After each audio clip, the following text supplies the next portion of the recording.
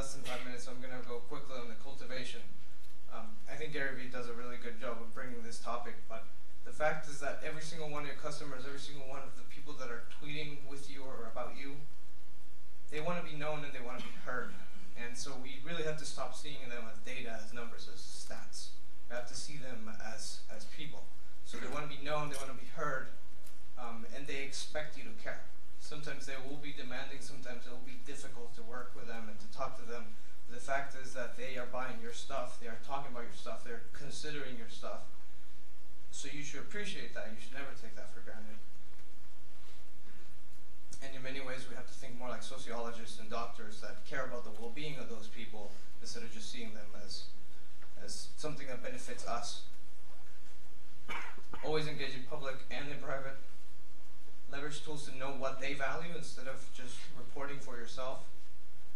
Know where they're coming from, have a little bit of background. Are they people that are loyal? Are they following you? Do they care about you? Do they dislike you? Those are things you want to know so that there's context. Fail no one. If you fail one person, no $300 million advertising campaign is going to fix it. If you really fail them, they might never come back.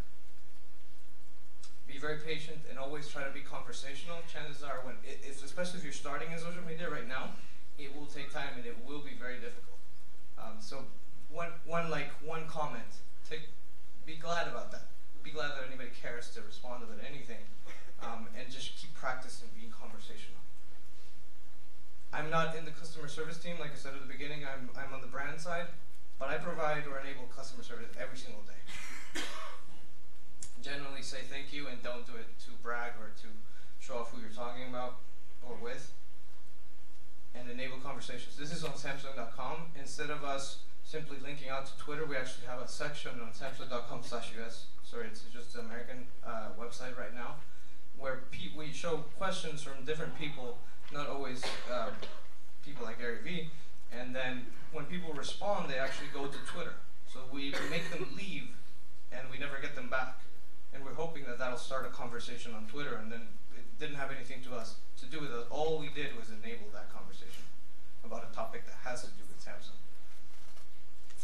And be part of offline communities and meet in real life. There's really nothing like coming to an event like this and meeting people in person.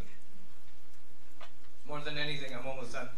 Connect all those people out there, the whole world, with your company. I think a lot of us in here might be listening and hearing things that others won't ever hear within your company. And there's a chance that you might be able to do changes that no one else can. So you have to see yourself as a synapse in the brain that connects messages, that if that goes away, maybe your company will never know that. So relationships matter, and if you have strong relationships and you do things to show that that you care from your side, you'll be building stronger relationships will result in mutual long-term value. And I think that mutual long-term value is something that all of us here could have a whole presentation about. It comes in many ways. And that is why you create, that is why you curate, that is why you cultivate long-term relationships. My slides are already flying around somewhere on Twitter, and there's all my contact information. I'd like to meet you at some point or send me a tweet. Thank you.